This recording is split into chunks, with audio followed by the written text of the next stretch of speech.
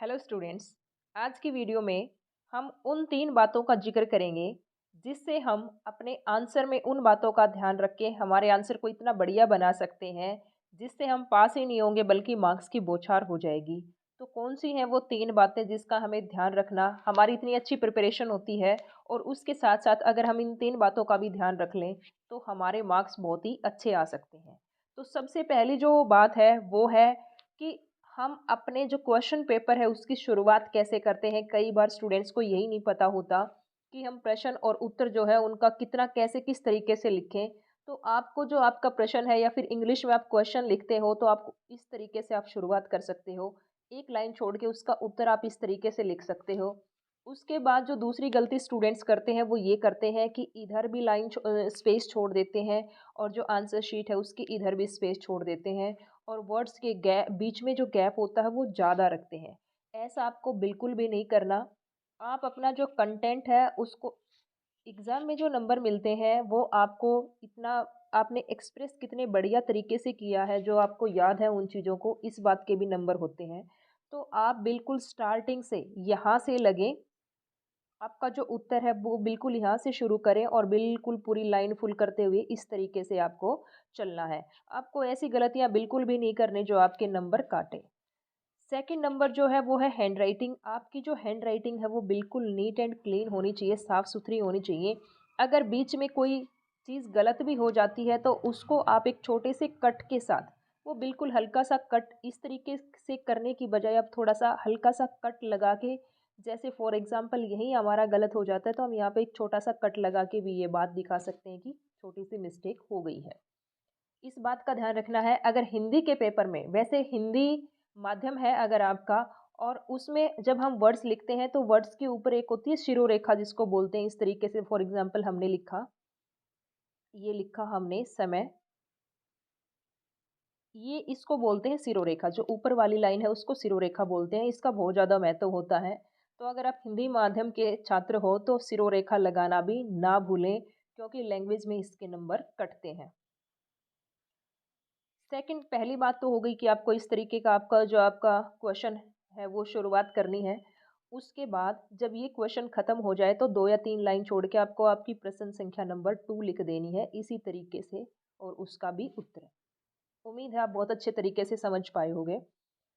दूसरी बात है, आपको अपना आंसर जो है, कई बार स्टूडेंट्स क्या करते हैं कि उनको बहुत बढ़िया तरीके से याद होता है लेकिन वो अपने जो याद किया हुआ है उसको एक्सप्रेस इतने अच्छे तरीके से नहीं कर पाते।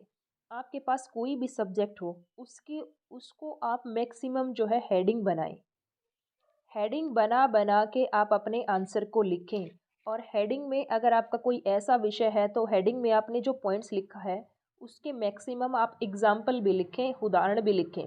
इससे आपका आंसर बहुत बढ़िया बन जाएगा। और उदाहरण देकर आपने कोई बात प्रूव की है तो उससे तो आपके आंसर पे 4 चांद लगने वाले हैं। इतने अच्छे मार्क्स आए हैं इतने अच्छे मार्क्स आने वाले हैं जिसकी आपने उम्मीद भी नहीं की होगी। तो मैक्सिमम हेडिंग बनाएं, एग्जाम्पल दें। सबसे पहले अगर कोई भी क्वेश्चन आप लिखना शुरू करते हो तो उसकी भूमिका बनाएं 3-4 लाइन की। उसके बाद आप हेडिंग्स में अपना जवाब देते जाएं। हेडिंग्स और एग्जाम्पल के बाद जब ख़त्म हो जाता है तो निष्कर्ष, निष्कर्ष में 3-4 लाइन का उसका निष्कर्ष भी लिखें जो आपकी ये और यही शामिल होते हैं। हेडिंग में आपने जो कुछ लिखा है, भूमिका में जो आपने कुछ लिखा है, और क्वेश्चन में जो जो कुछ पूछा गया है, उसी का सम्मिलित रूप ही निष्कर्ष में आएगा। तो इस तरीके से आपका इस सेकंड पॉइंट का भी आपको ध्यान रखना है। हेडिंग बना बना के, मैक्सिमम हेडिंग बना बना के आप अपने आंसर को लिखें। तीसरा इम्पॉर्टेंट है, जो तीसरा पॉइंट है बेहद ज़रूरी है। फॉर एग्ज़ाम्पल जैसे आपका 80 या 100 मार्क्स का क्वेश्चन पेपर होता है और उसमें आपसे ये लगा लो कि 5 क्वेश्चंस पूछ लिए, 5 6 7 जितनी भी संख्या आप सोचो कि उतने क्वेश्चंस आपसे पूछ लिए। तो आपको सारे क्वेश्चंस अटेम्प्ट करने हैं।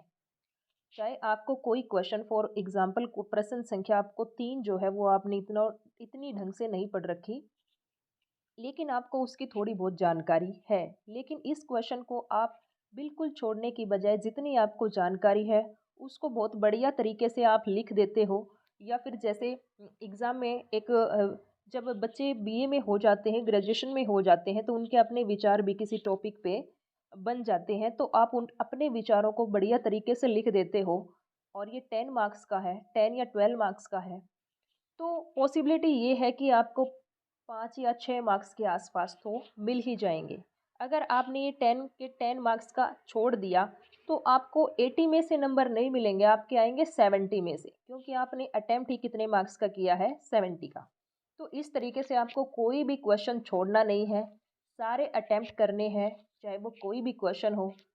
चाहे 1 नंबर का है, टू द पॉइंट आपको नहीं आता, लेकिन थोड़ी बहुत उसकी जो भी आपको जानकारी है उस चैप्टर की, उस विषय की या फिर उस टॉपिक से रिलेटेड जो आपसे पूछा गया है, वहीं आपको अपनी अच्छी-अच्छी राइटिंग में इसको इस तरीके से लिख देना है, आपके जो भी विचार उस टॉपिक पे होते हैं। तो ये थे स्टूडेंट 3 वो विशेष बातें जिनका ध्यान रख के आप अपने बीए में बहुत अच्छे मार्क्स ले सकते हो।